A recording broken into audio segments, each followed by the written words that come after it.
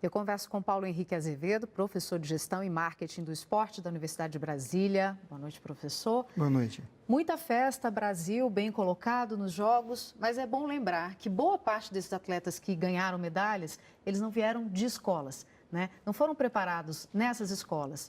Por quê, professor? E aí a gente poderia ter um resultado ainda melhor, né? Sem dúvida nenhuma, nós não temos uma tradição do esporte escolar no Brasil, o esporte de competição. Normalmente, a origem dos nossos atletas dos clubes esportivos sociais que formam a elite dos esportistas brasileiros.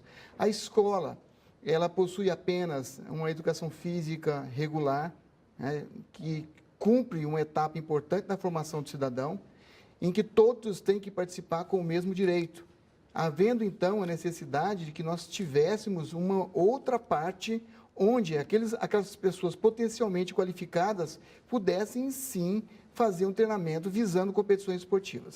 Professor, e só para a gente explicar por que é importante que esses atletas sejam formados nas escolas e não só em clubes, qual é a diferença? Inicialmente, é a questão quantitativa. Nós teremos muito mais praticantes de esporte no Brasil do que nós temos hoje nos clubes. As escolas favorecem muito mais a quantidade. E dessa quantidade nós podemos tirar, sim, qualidade. Além disso, nós temos o fato de transformarmos essas pessoas em futuros adultos ativos fisicamente, com contribuição muito grande no próprio desempenho escolar, né, na qualidade de vida, na melhora da saúde da população brasileira. Professor, e o que a gente pode fazer para mudar, para melhorar ainda mais, vermos o Brasil em colocações ainda melhores em jogos como esse?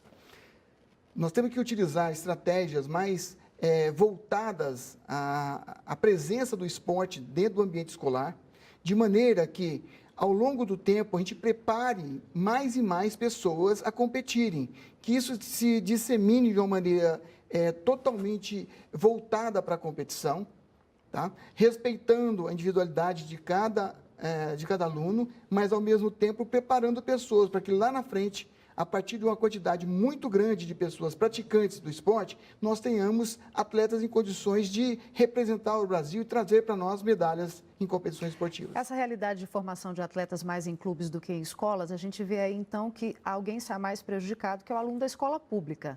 É fato, né, professor? Como é que muda isso e como é que esse aluno pode ser inserido nesse esporte? Bom, a escola pública ela tem já uma quantidade de horas específicas para a atividade física, que é a educação física regular.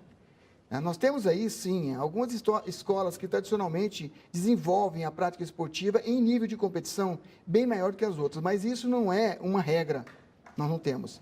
As escolas particulares, numa atividade mais mercadológica, ela busca, sim, né, os melhores atletas, inclusive dos que estão em escolas públicas, trazem esses atletas como bolsistas da escola particular, e desenvolve atividades para aparecerem no cenário, particularmente naquela região onde eles atuam. A escola pública tem mais dificuldade para que isso aconteça. Então, nós careceríamos de uma política pública específica voltada para isso, e muito mais do que a política, são estratégias a serem utilizadas para motivar as nossas crianças a praticarem esporte. Professor Paulo Henrique Azevedo, muito obrigada por sua participação aqui conosco. Boa noite. Eu que agradeço.